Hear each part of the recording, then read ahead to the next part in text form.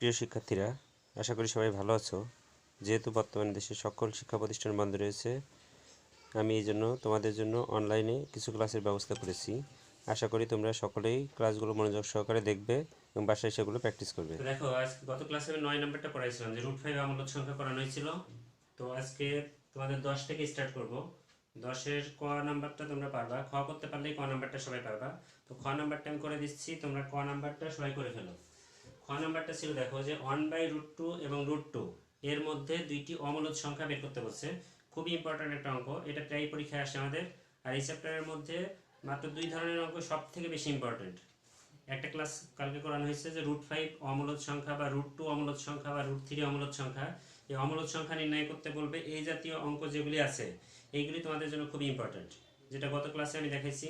আর আজকে তোমাদের এই যে অঙ্কটা করানো হবে, এখন 10-এর যে অঙ্ক দুইটা আছে, যে একটা অঙ্ক আছে সম্ভবত 0.12 আর আছে 0.31, এর মধ্যে দুইটা অমূলত সংখ্যা বের করতে হবে। এইটাও ইম্পর্ট্যান্ট। আবার মাত্র যেটা করাবো আমি 1/√2 আর √2, এটাও খুব ইম্পর্টেন্ট। দুইটা অঙ্ক একই সিস্টেমে, একটা পারলেই তোমরা বাকিগুলো করতে পারবে। তো একটু দেখে নাও আমরা কিভাবে করব। তাহলে ফার্স্টে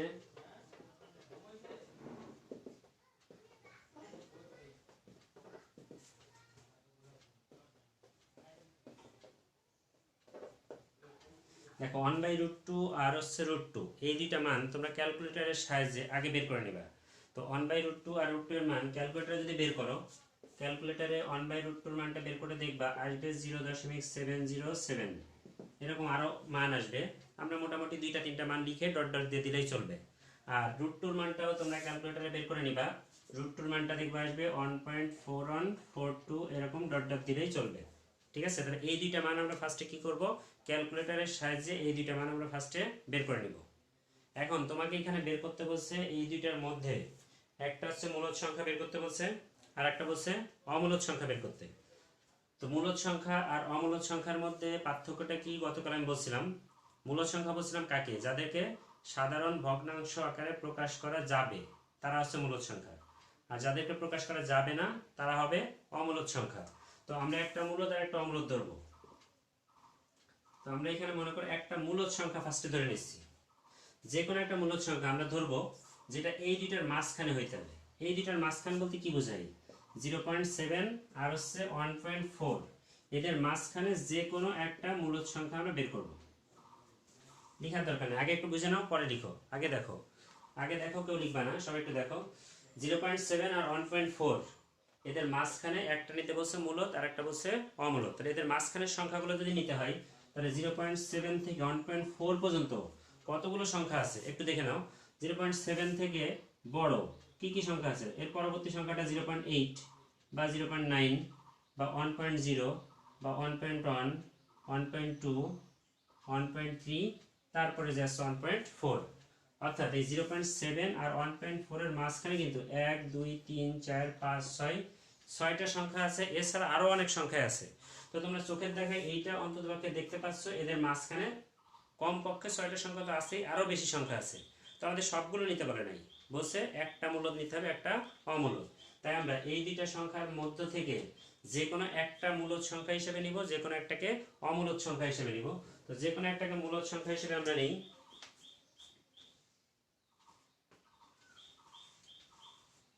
তাহলে যে কোনো একটা মূলদ সংখ্যা, ধরো আমরা 1.1 নিলাম, সাপোজ একটা মূলদ সংখ্যা নিলাম আমরা 1.12 দিয়ে দিলাম মনে করো। আর একটা সংখ্যা নিব অমূলদ হিসেবে। অমূলদ হিসেবে আমরা একটা সংখ্যা নিচ্ছি মনে করো 1.20, 2। তো অমূলদ সংখ্যাটা লেখার সময় একটু খেয়াল রাখবা, অমূলদ সংখ্যার মূলদ সংখ্যার মধ্যে পার্থক্যটা কি বলছি, যে মূলদ সংখ্যাকে ভগ্নাংশ আকারে প্রকাশ করা যাবে। তাই মূলদ সংখ্যা আছে লিমিটেড, অর্থাৎ এইটা এইখানেই শেষ, এটা আর কোনো বাড়তি কোনো সংখ্যা নেওয়ার দরকার নাই, কোনো ডট ডটও দেওয়ার দরকার নাই। মূলদ সংখ্যা বলে কোনো ডট দেওয়া যাবে না, এটা এমনই থাকবে। আর অমূলদ সংখ্যা বললে লিখবা কিভাবে একটু লিখে দেখে নাও। 1.2, একটা টু একটা জিরো, তারপরে তুমি দুইটা টু দুইটা জিরো, আবার তিনটা টু, এরকম করে ডট ডট দিবা। এইগুলাই যে লিখতে হবে এমন কোনো কথা নেই। একটা টু একটা জিরো, দুইটা টু দুইটা জিরো এমনই লিখতে হবে এমন কোনো কথা নেই। তুমি চাইলে একটা টু একটা অন, দুইটা টু দুইটা অন, বা অন্য যে কোনো মান তুমি নিতে পারবা। মেন কথা হচ্ছে এইটুকু যেন ঠিক থাকে, 1.2টা যেন ঠিক থাকে। 1.2টা ঠিক থাকবে কেন? কারণ 1.4 আর হচ্ছে 0.7 এর মাঝখানের সংখ্যা, অর্থাৎ এইগুলি থেকে যে কোনো সংখ্যাই নিতে পারবা, অর্থাৎ এইটুকু ঠিক রেখে বাকি সংখ্যাগুলো তুমি তোমার ইচ্ছা মতো বসাইলে কোনো সমস্যা নেই। আর পার্থক্যটা কি দেখো, এটাতে কোনো ডট দেই নেই, এটাতে আমি ডট দিয়ে দিছি, তাই তো? তাহলে ডট যদি দেই তাহলে সেটা হবে অমূলদ, আর ডট যদি না দেই তাহলে সেটা হবে মূলদ। কেন? কারণ আমি বলছি মূলদ সংখ্যাকে ভগ্নাংশ আকারে প্রকাশ করা যাবে, এইটাকে দেখো ভগ্নাংশ আকারে প্রকাশ করতে পারবো, কারণ এটাতে কোনো ডট নাই। কিন্তু এটাতে ডট থাকার কারণে এটাকে আমি সাধারণ ভগ্নাংশ আকারে প্রকাশ করতে পারবো না, তাই এইটা অমূলদ আর এটা হচ্ছে আমাদের মূলদ। তো দেখো আমরা ফার্স্টে তাহলে কি করব, আমি আবার একটু বলি প্রথম থেকে, যে আমাদের বলছিল দুইটা সংখ্যা নিতে, একটা 1/√2 আর √2 মাঝখানে একটা মূলদ সংখ্যা নিতে বলছে, একটা অমূলদ সংখ্যা। ক্যালকুলেটরের সাহায্যে ফার্স্টে এই দুইটা মান তোমরা বের করে নিবা, নিয়ে এই দুইটা মানের মাঝখানে এই দুইটা মানের মধ্য থেকে দুইটা সংখ্যা তোমরা নির্ণয় করবে, একটা মূলদ হিসেবে আর একটা অমূলদ হিসেবে। মূলদ সংখ্যা যেটা নিবা সেটাতে কোনো ডট দিবা না, আর অমূলদ সংখ্যা যেটা নিবা সেটা অবশ্যই ডট দিয়ে দিতে হবে, তাহলে আমাদের মোটামুটি এতটুকু হবে।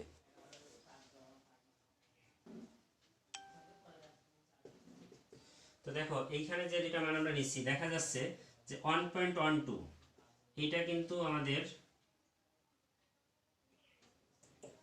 1/√2 থেকে এই যে 1.12, অর্থাৎ এটা বড় আর √2 থেকে ছোট। এই যে এর মানটা আমরা নিচ্ছি, এই এর মানটা কিন্তু আমাদের 1/√2 থেকে বড় ছিল আর √2 থেকে ছোট ছিল, তাই লিখছি। এবং বি এর মানটাও সেম, বি এর মানটাও আমরা 1/√2 থেকে বড় বলতে পারি আর √2 থেকে ছোট বলতে পারি, তাই না?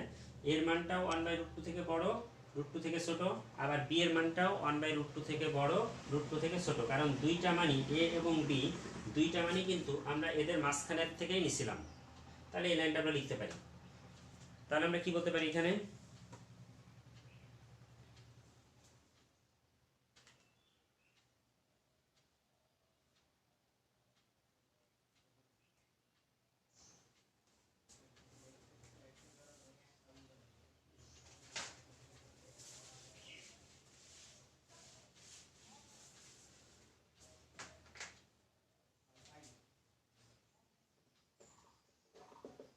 আবার দেখো এ কে সাধারণ ভগ্নাংশ আকারে প্রকাশ করা যায়,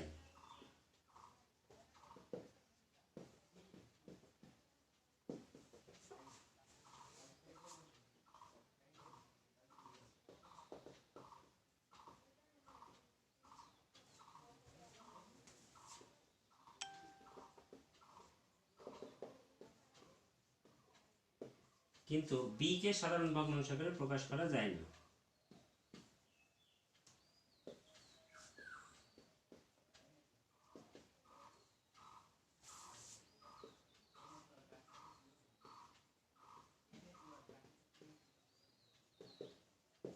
তাহলে এ কে সাধারণ ভগ্নাংশ আকারে প্রকাশ করতে পারি কেন? কারণ এটাতে দেখো ডট নাই।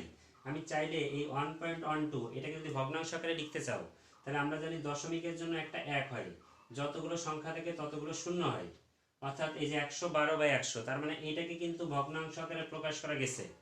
কিন্তু এইটাতে ডট থাকার কারণে আমরা কিন্তু এইটাকে এই আকারে প্রকাশ করতে পারবো না, অর্থাৎ ভগ্নাংশ আকারে প্রকাশ করতে পারবো না। যে কারণে এই এ কে সাধারণ ভগ্নাংশ আকারে প্রকাশ করা যায়, কিন্তু বি কে সাধারণ ভগ্নাংশ আকারে প্রকাশ করা যায় না। তাই যেটাকে প্রকাশ করা যাবে সেটা হবে মূলদ, তাহলে এ হবে মূলদ, আর বি কে প্রকাশ করা যায় না, তাই বি হচ্ছে আমাদের অমূলদ হবে। তাহলে সুতরাং a = 0.12 এটা একটা মূলদ সংখ্যা,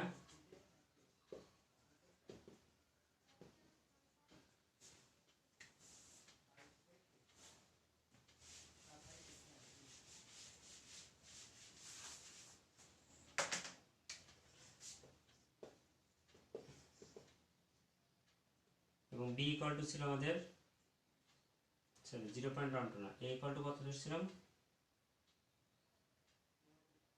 সাদিয়া?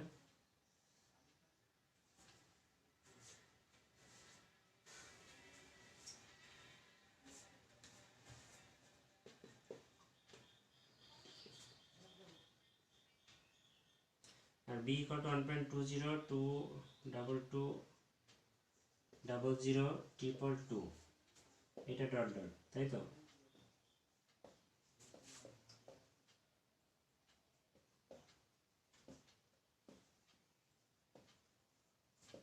তাহলে দেখো এটা একটা মূলদ সংখ্যা, এটা একটা অমূলদ সংখ্যা, এটা আমাদের অ্যান্সার।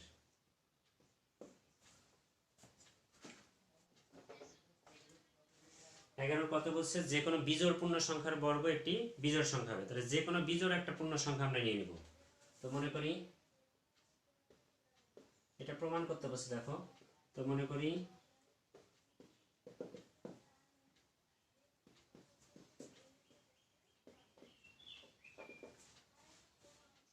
একটি বিজোড় পূর্ণ সংখ্যা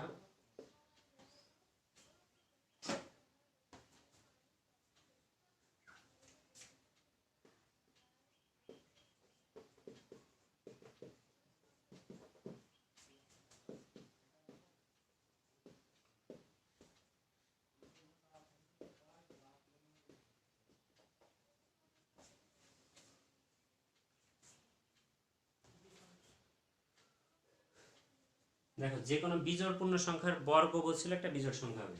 তো আমরা একটা বিজোড় সংখ্যা পূর্ণ সংখ্যা নিলাম, একটা বিজোড় পূর্ণ সংখ্যা নিলাম 2x - 1। বিজোড় সংখ্যা বললে 2x - 1ই কেন নিলাম সেটা একটু দেখো। বিজোড় সংখ্যা যদি হয়, এখানে নিচ্ছি n = 2x - 1। n এর মানটা বলছি, n হচ্ছে একটা পূর্ণ সংখ্যা, অর্থাৎ যে কোনো পূর্ণ সংখ্যা। পূর্ণ সংখ্যা বলতে সেটা কি হতে পারে, 1 2 3 4 5 6, আবার -1 2 3 4 হতে পারে। তো আমার এখানে যদি আমি এখানে x এর মানটা 1 বসাই, x এর জায়গায় যদি 1 হয়, তাহলে 2 × 1 - 1, 2 থেকে 1 বিয়োগ করলে দেখো 1 আসে। তাহলে x = 1 হলে দেখো n এর মানটা 1 আসছে। সেম ভাবে যদি আমি x এর মানটা 2 বসাতাম, যদি x এর জায়গায় 2 বসাইতাম, তাহলে n = আসতো কত, 2 × 2 - 1, 2 দুগুণে 4 থেকে 1 বিয়োগ করলে দেখো 3, এই যে 1 3, এরকম করে 3 বসাবা দেখবা 5 আসবে। তুমি 4 বসাও, 4 দুগুণে 8 বিয়োগ 1 7 আসবে। তাহলে 1 3 5 7 এইগুলি সবই কি সংখ্যা হচ্ছে, বিজোড় সংখ্যা। যে কারণে বিজোড় সংখ্যা প্রকাশ করতে গেলে সেটাকে এইভাবেই প্রকাশ করতে হবে, যে 2x - 1, এবং x এর পরিচয়টা অবশ্যই বলে দিতে হবে। x হচ্ছে যে কোনো একটা পূর্ণ সংখ্যা, অর্থাৎ x এর মান যে কোনো পূর্ণ সংখ্যার জন্যই তোমার এই মানটা কি আসবে, বিজোড় সংখ্যায় আসবে। এই যে ভাবে মান বসাই দেখলাম আমরা, x এর মান 1 বসাইলে 1 আসছে, x এর মান যখন 2 বসাইছি তখন দেখো 3 আসছে। তুমি 3 4 5 6 যাই বসাও না কেন দেখবা সবসময় মানগুলি বিজোড় সংখ্যায় আসতেছে। তাই আমরা এইটাকে একটা বিজোড় সংখ্যা বলতে পারি। তাহলে যে কোনো বিজোড় সংখ্যার বর্গ বলছিল, তার মানে আমরা এটার বর্গ নির্ণয় করবো। এখন এটার বর্গ বের করতে বলছে, আমরা বর্গ নিচ্ছি। তাহলে সংখ্যাটির বর্গ,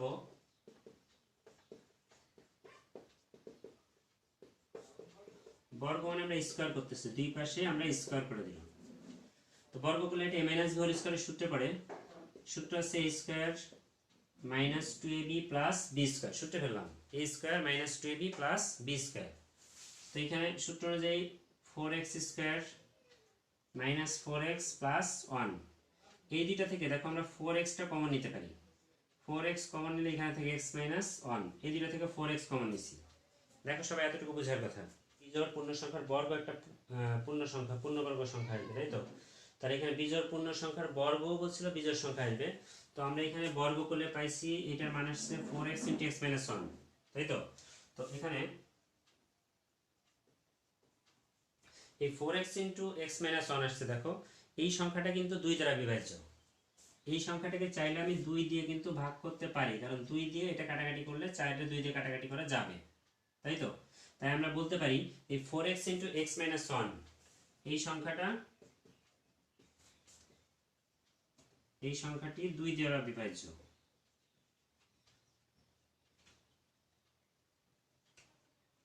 এই সংখ্যাটি এতটুকু দেখো, আমাদের এইটুকু সংখ্যা 2 দ্বারা বিভাজ্য। আর যদি কোনো সংখ্যা 2 দিয়ে বিভাজ্য হয় তাহলে সংখ্যাটা অবশ্যই জোড় সংখ্যায় হবে। তাহলে এটা যেহেতু 2 দ্বারা বিভাজ্য, অর্থাৎ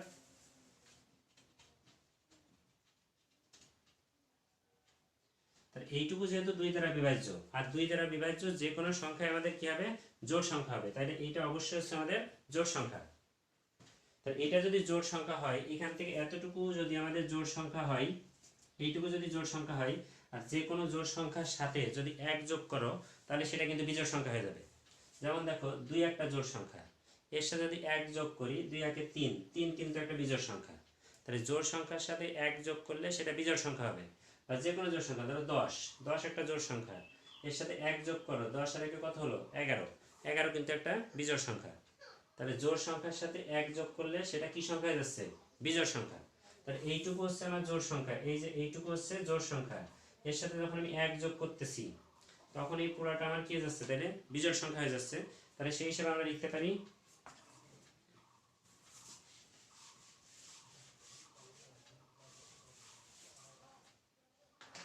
তাহলে আমরা বলতে পারি সুতরাং 4x into x minus 1 plus 1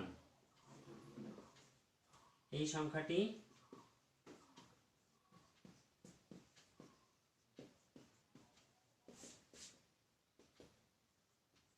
তাহলে এই সংখ্যাটি আমাদের বিজোড় সংখ্যা আসতেছে।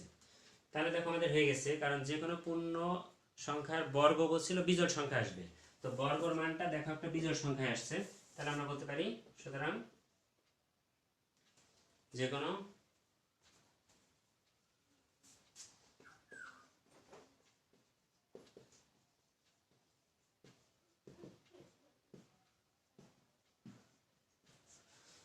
যে কোনো পূর্ণ সংখ্যার বর্গ বলতে আমরা n স্কয়ার ধরছিলাম, তাহলে n স্কয়ার দেখো আমাদের একটা বিজোড় সংখ্যা চলে আসছে। এই nটাকে আমরা ধরছিলাম যে কোনো পূর্ণ সংখ্যা আর তার বর্গগুলো স্কয়ার ধরছিলাম, অর্থাৎ যে কোনো পূর্ণ সংখ্যার বর্গ দেখো আমাদের কি সংখ্যা আসছে, একটা বিজোড় সংখ্যায় চলে আসছে। এটা আমাদের প্রমাণ করতে বলছিল, তাহলে এতটুকু লিখলেই হয়ে যাবে। দেখো আমাদের 15 নম্বরে যোগ আছে, 16 নম্বর সম্ভবত বিয়োগ আছে, তাই তো। তো যোগ পারলে বিয়োগটা পারবা, আমি যোগের একটা অঙ্ক করে দিচ্ছি, তোমরা বিয়োগের অঙ্কগুলো বাসায় করে ফেলতে পারবা। তাইলে যোগের অঙ্কের খ নাম্বারটা আমি করে দিচ্ছি, তোমরা বাকিটা বাসায় করবা। খ বা গ আমি করে দেই, আমি লাস্টেরটা করে দেই, তোমরা বাকি দুটো করে নিও। গ নাম্বারটা একটু দেখো।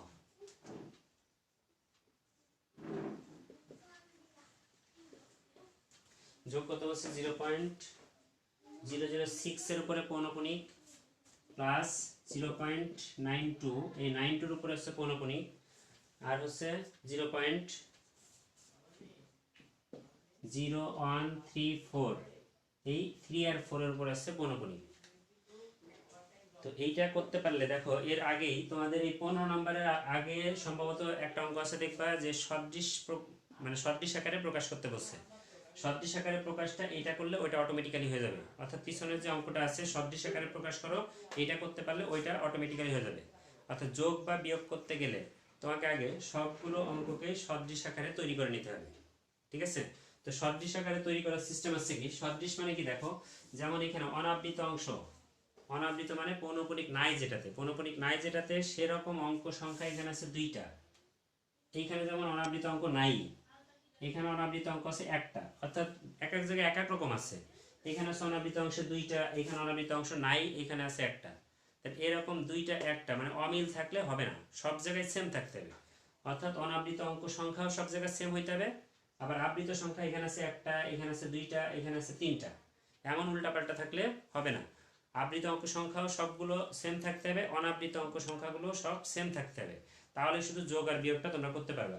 তাহলে ফার্স্ট কাজ হচ্ছে এইগুলাকে আমাদের সেম তৈরি করা। তো প্রথমে এইগুলাকে সেম তৈরি করতে গেলে যেটা করবা সেটা হচ্ছে অনাবৃত অঙ্ক সংখ্যা,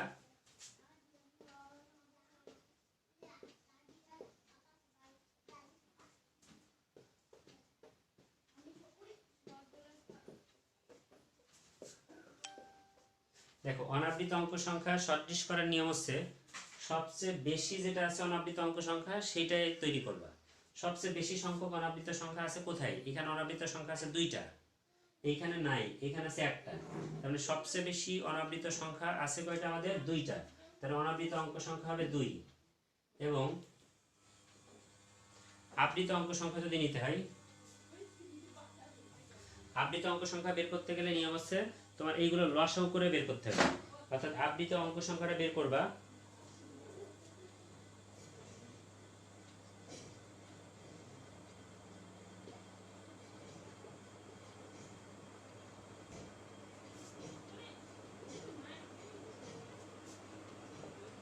দেখো আবৃত অংশের অঙ্ক সংখ্যা যদি তোমার বের করতে চাই, তো আবৃত অংশের অঙ্ক সংখ্যা হবে, এখানে আবৃত অংশের অঙ্ক সংখ্যাটা বের করবা কিভাবে, দেখো এইখানে আবৃত অঙ্ক আছে একটা, এইখানে আবৃত অঙ্ক আছে 2টা, আর এখানে আবৃত অঙ্ক আছে 3টা, তাই তো। আবৃত অঙ্ক সংখ্যা সদৃশ করার নিয়ম হচ্ছে যতগুলি আবৃত সংখ্যা আছে সবগুলি দেখবা, দেখে এইগুলো লসাগু বের করবা। তাহলে এত এত লসাগু, লসাগু এত 1 2 3, 1 2 3 এর লসাগু কত হবে আমাদের 6, 1 2 3 এর লসাগু হচ্ছে 6। এইভাবে করে আমাদের সদৃশ করতে হবে। তাহলে সদৃশ করার নিয়মটা কি বললাম আমি আবার একটু বলি, যে সদৃশ করার নিয়মটা আমি কি বলছি।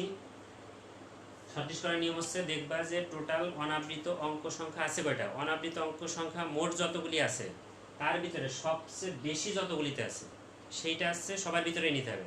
অর্থাৎ অনাবৃত অঙ্ক সংখ্যা সবচেয়ে বেশি আছে 2 বার, তাই অনাবৃত অঙ্ক সংখ্যা হতে হবে 2টা, সবচেয়ে বেশি যতবার থাকবে ততবার। আর আবৃত অঙ্ক সংখ্যা সদৃশ করার নিয়ম হচ্ছে লসাগু করে বের করতে হবে। লসাগু করবা কেমনে, এইখানে আবৃত অঙ্ক সংখ্যা আছে একটা, এখানে আবৃত সংখ্যা আছে 2টা, এখানে আবৃত সংখ্যা আছে 3টা, এদের লসাগু যা হবে আবৃত অঙ্ক সংখ্যা তত হবে। ঠিক আছে, তাহলে আমরা দেখতে পাচ্ছি অঙ্কগুলো সদৃশ করতে গেলে অনাবৃত অঙ্ক সংখ্যা হতে হবে 2টা আর আবৃত অঙ্ক সংখ্যা হতে হবে 6টা। তাহলে আমরা এখানে 2টা 6টা তৈরি করব প্রত্যেকটার মধ্যে। এখন আমরা প্রতিটার মধ্যে এটা তৈরি করব। তো দেখো 0.0, এটাকে লিখে নাও, আমি উপরে লিখব। সবাই লেখা শেষ করে আমি উপরে লিখব।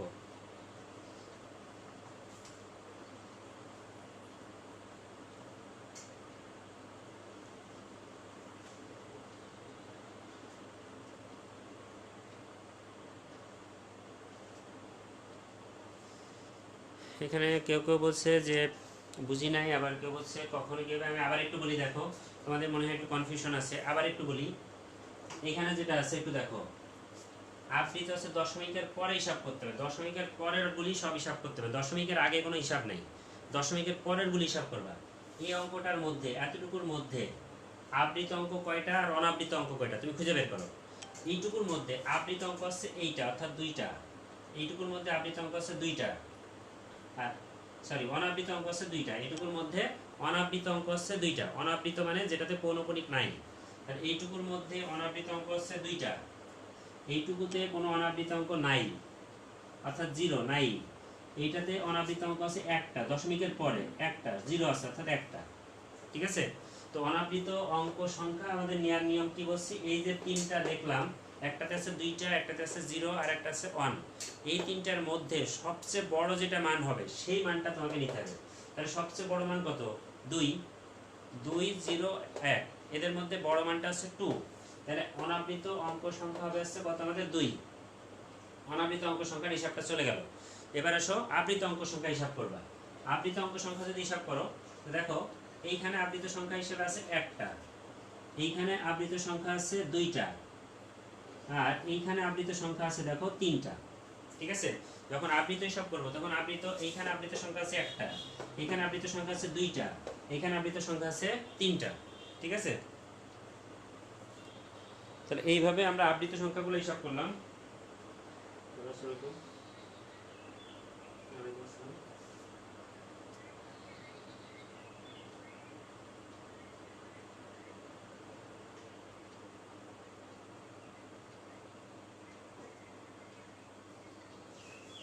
তুমি আমাকে একটু কষ্ট করে 1-1.5 ঘন্টা পরে ফোন দাও, আমি ক্লাস নিচ্ছি তো, আমি এখন কথা বলতে বুঝতে পারবো না, 1 ঘন্টা পরে ফোন দাও। হ্যাঁ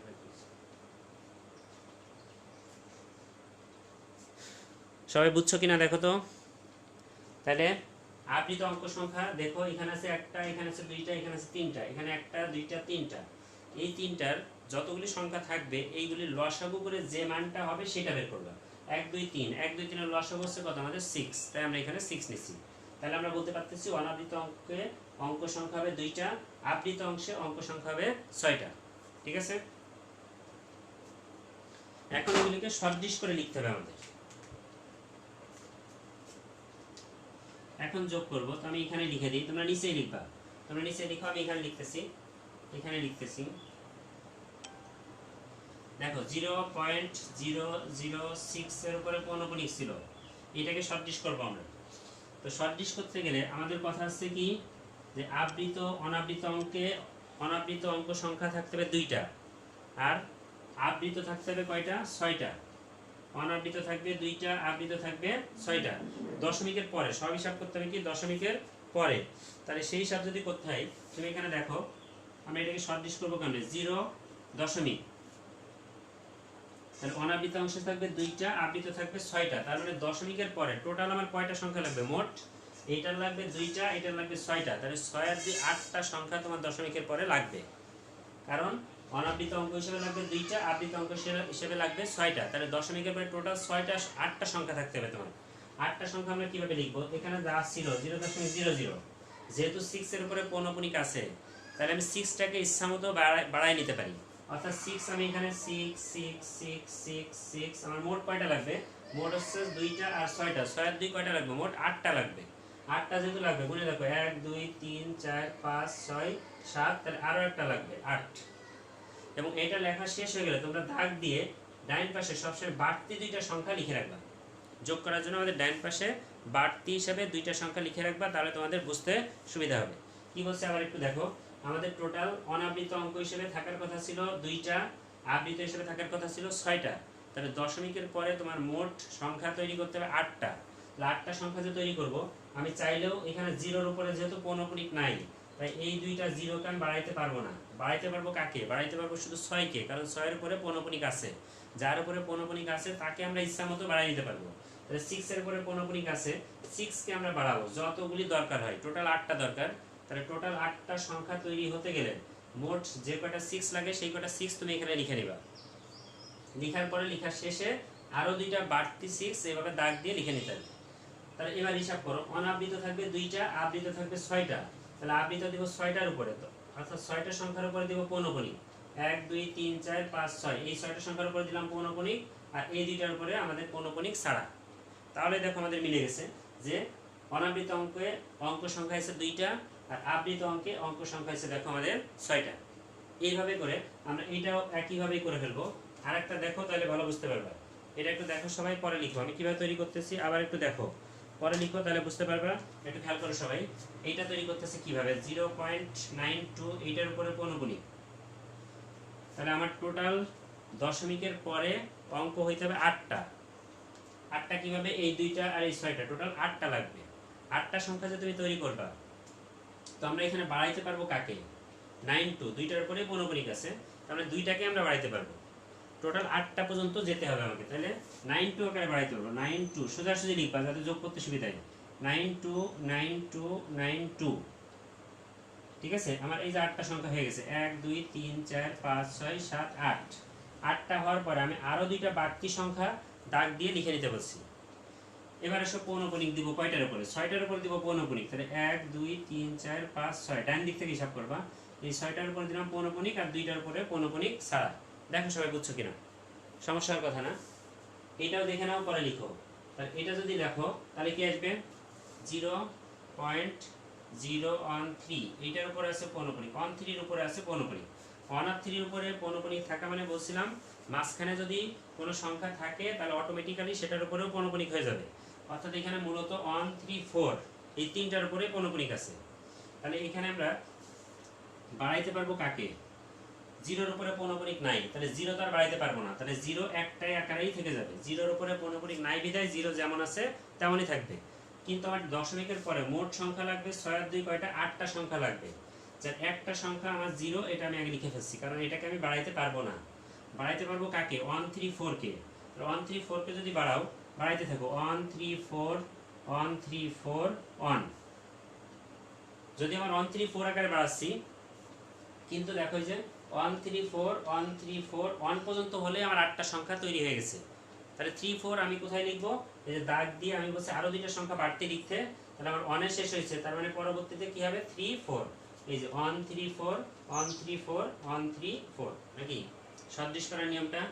সদৃশ করার নিয়মটা আমি আবারও বলে দিচ্ছি যে অনাবৃত অঙ্কের অঙ্ক সংখ্যা সদৃশ করার নিয়ম, অনাবৃত অঙ্ক সংখ্যা সদৃশ করার নিয়ম হচ্ছে সবচেয়ে বড় যেটা সেটা, আর আবৃত অঙ্ক সংখ্যা সদৃশ করার নিয়ম হচ্ছে যতগুলি আবৃত সংখ্যা আছে তাদের লসাগুর মানটা, সেটা হচ্ছে অনাবৃত আবৃত অঙ্ক সংখ্যার জন্য। তো এখানে সদৃশ করার নিয়ম হচ্ছে, দেখো তাহলে এখানে আমার টোটাল দশমিকের পরের কাজটা হিসাব করতে হবে। দশমিকের পরে আমার এইখানে লাগবে 2টা আর এখানে লাগবে 6টা, অর্থাৎ টোটাল 8টা মান তোমার লাগবে। 8টা মান যে লাগবে তুমি এইটাকে বাড়াইতে হবে, এখন আমরা 0 লিখলাম দশমিক, এই দুইটা 0 লিখলাম, এই দুইটা 0কে আমরা বাড়াইতে পারবো না, কেন? কারণ এখানে পৌনঃপুনিক নাই, যার উপরে পৌনঃপুনিক আছে তাকেই শুধু বাড়াইতে পারবো। তাহলে 6 এর উপরে পৌনঃপুনিক আছে, 6টাকে আমরা বাড়াই নিতে পারবো। টোটাল লাগবে 8টা, 8টা তৈরি করতে গেলে যে কয়টা 6 লাগে সেই কয়টা 6 তুমি বাড়াই দিবা। 8টা হয়ে যাওয়ার পরে এইভাবে দাগ দিয়ে আবার ডাইন সাইডে আরো দুইটা বাড়তি 6 বা যা বাড়ে সেটা লিখে নিবা। এবার আসো 0.92, 92 বেলায় এখানে দেখো আমাদের অনাবৃত অঙ্ক সংখ্যা একটাও নাই, আছে 92, অর্থাৎ 92 দুইটার উপরে পৌনঃপুনিক আছে। দুইটার উপরে যেহেতু পৌনঃপুনিক আছে, সো আমরা দুইটাকেই কিন্তু বাড়াইতে পারবো, 92 আর 92 আকারেই বাড়াইতে পারবো। তাহলে এরকম 92 92 92 করে আমরা মোট 8টা সংখ্যা আগে লিখে নিব।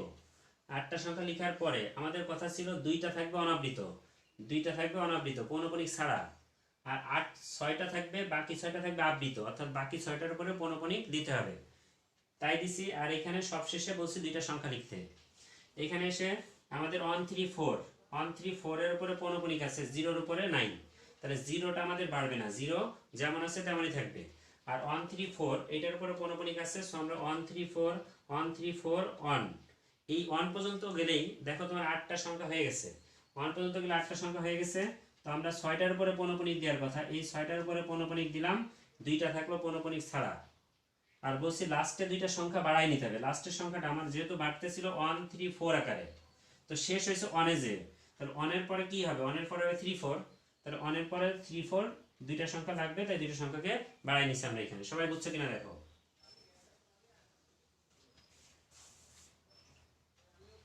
সবাই বুঝছো?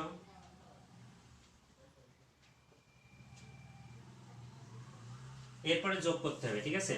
তো আমরা যোগ করব কিভাবে দেখো, আগে ডান পাশের গুলি আগে যোগ করে নিবা। ডান পাশের গুলি যোগ করো, 6 আর 4 কত, 6 2 8 আছে 12 2, হাতে থেকে 1, তাহলে 9 আর 4 15 আর 3 18, 18 আর 19, 19 এর 9, হাতে থাকবে 1। জাস্ট নরমাল যোগ যেভাবে সেভাবে যোগ করবে। হাতে আছে 1 আছে, তাহলে 6 আর 2 8, আর 1 এর 9, আর হাতের 1 আছে, তাহলে 10, 10 এর 0, পৌনঃপুনিকটা দিয়ে দিবা। 10 এর 0, হাতে থাকে 1, তাহলে কত হবে? 9 আর 4 15, আর 4 19, 19 আর হাতে রাখছিল, তাহলে হলো 20, 20 এর 0, হাতে থাকে 2, 6 আর 2 8, 8 আর 2 10, 10 আর 3 13, 3 হাতে আছে 1, তাহলে 6 আর 1 4, 9 আর 4 13, 13 আর 1 14, 4 হাতে আছে 1, 6 আর 1 7 আর 2 9, 9 আর 4 13, 3 হাতে আছে 1, তাহলে 6 আর 1 7, 9 আর 7 16, 16 আর 3 19 এর 9, হাতে আছে 1, পৌনঃপুনিক দিয়ে দিবা। যোগ করতেছি, নরমাল যোগ, জাস্ট নরমাল যোগ করতেছি। যোগ করতে পারো না, জাস্ট যোগ করবা। 6 আর 2 8, 8 আছে 12 2, হাতে আছে 1, ঠিক আছে? ক্যালকুলেটরে যোগ করার সমস্যা নেই, তোমরা চাইলে ক্যালকুলেটরে যোগ করে দেখতে পারো যেভাবে আসে, ঠিক আছে? ক্যালকুলেটরে যোগ করে দেখতে পারো যেভাবে আসে, জাস্ট নরমাল যোগ যেভাবে আসে তোমরা সেইভাবে যোগ করবা, তাইলেই হবে। যোগ করবা, জাস্ট নরমাল যোগ, তোমরা করতে পারবা এটা। তাহলে 19 এর 9 হাতে ছিল 1, 2 আর 1 3, 3 আর 1 4, আর এখানে 9 আর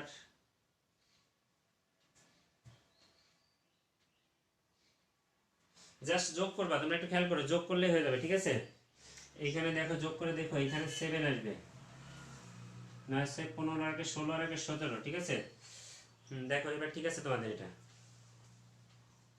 আচ্ছা, যোগটা তোমরা নিজেরাই করে নিতে পারবা, এটা খুব একটা কঠিন কাজ না, দরকারে ক্যালকুলেটরে করবা, করলে করতে পারবা এটা। তাহলে যোগ যেভাবে করছো সেম একইভাবেই বিয়োগটা করবা।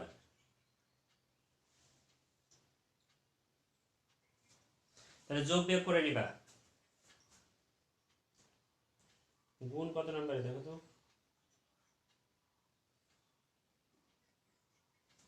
আর ভাগ,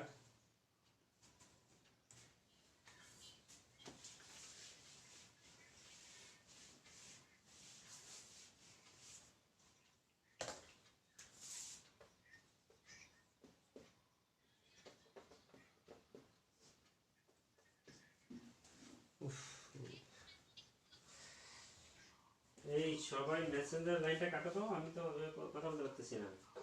তোমরা ফেসবুক লাইভে থাকো, সবাই মেসেঞ্জার লাইনটা কাটো, সবাই কাটো, সবাই। শুধু সাদিয়াকে থাকতে বলছে লাইনে, সবাই কেটে দাও মেসেঞ্জার লাইনটা, সবাই কাটো, সবাই কাটো, সবাই।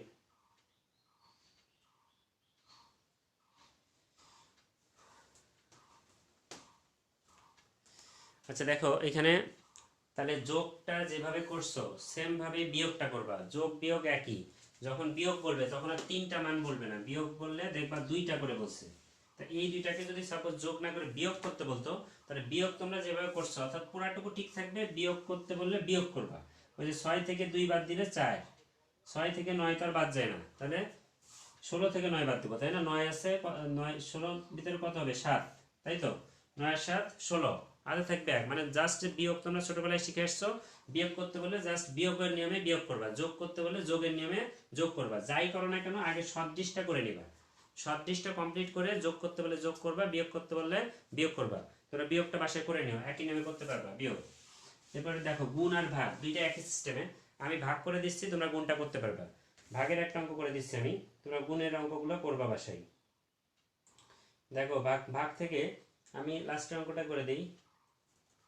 1.185, 18 গ নাম্বারটা।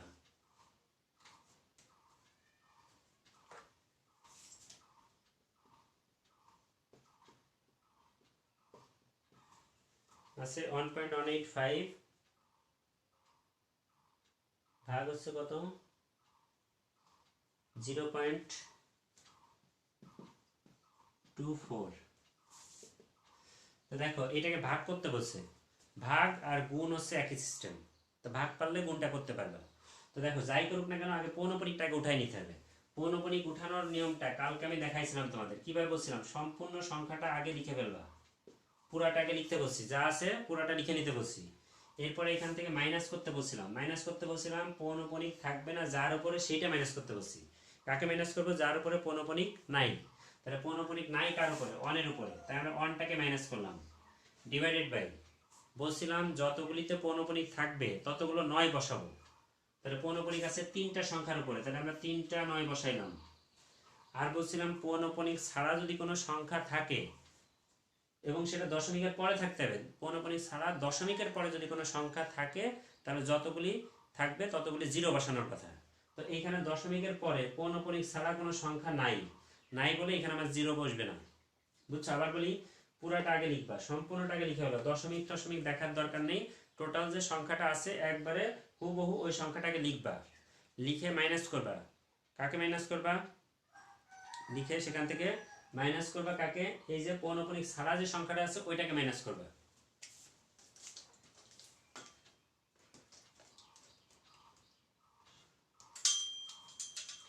তাহলে এখান থেকে মাইনাস করবো কাকে? 1 কে। ঠিক আছে, পৌনপণিক ছাড়া সংখ্যাটাকে মাইনাস করলাম, পৌনপণিক ছাড়া ছিল 1, এটাকে মাইনাস করব। নিচেই বলছি যতগুলি সংখ্যার উপরে পৌনপণিক থাকবে ততগুলো 9, তাহলে 3টা সংখ্যার উপরে পৌনপণিক ছিল, 3টা 9 বসাইছি। আর বলছি দশমিকের পরে যদি পৌনপণিক ছাড়া কোনো সংখ্যা থাকে তাহলে 0 বসাইতে হবে।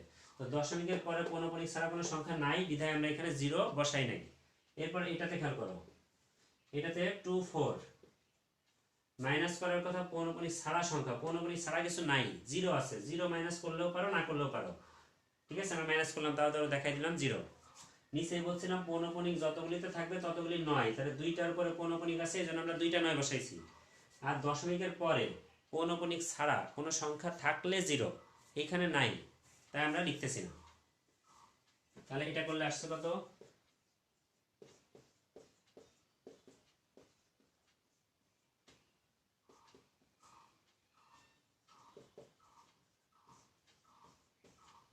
দেখো এখানে আছে ভাগ আকারে, আমরা জানি ভাগ থেকে গুণ চিহ্ন দিলে উল্টাই যায়, নিচেরটা উপরে যাবে, উপরেরটা নিচে চলে আসবে। তাহলে 9 উপরে চলে যাবে, 24টা নিচে চলে আসবে। জাস্ট এখানে ভাগ থাকলে গুণ চিহ্ন দিয়ে তোমরা এটাকে উল্টাই দিবা। আর গুণের বেলায় যদি গুণ থাকতো তাহলে আর এই লাইনটা শুধু করা লাগতো না, গুণ থাকলে গুণ চিহ্ন দিয়েই করে যাবা। তাহলে ভাগ পারলে গুণটা পারবা। এখন এটা ক্যালকুলেশন করে কাটাকাটি করবা, ক্যালকুলেটর এটা ক্যালকুলেশন করলে কাটাকাটি করবা, করলে দেখবা এটা অ্যান্সার চলে আসবে। এটা তোমার অ্যান্সার আসবে দেখবা 4.8 এর উপরে পৌনপণিক আসবে। এটা ক্যালকুলেশন করবা বাসায়, এটা ক্যালকুলেটরে করবা, করলে দেখবা 4.888 এরকম আসবে, অর্থাৎ 4.8 এর উপরে তখন পৌনপণিক দিয়ে দিবা। ঠিক আছে, এটা বাসায় ক্যালকুলেশন করলে দেখবে এমন।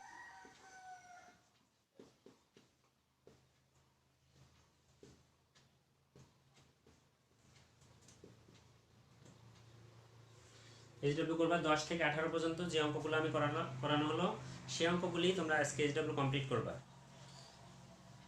ক্লাসটি দেখে যদি তোমাদের ভালো লাগে তাহলে চ্যানেলটি অবশ্যই সাবস্ক্রাইব করবে এবং সেই সাথে পরবর্তী ক্লাসগুলো খুব সহজভাবে দেখার জন্য নোটিফিকেশন অন করে রাখবে এবং তোমার বন্ধুবান্ধবীদের দেখার জন্য চ্যানেলটি অবশ্যই সবার সাথে শেয়ার করবে। সবাই ভালো থাকো, সুস্থ থাকো, ঘরে থাকো।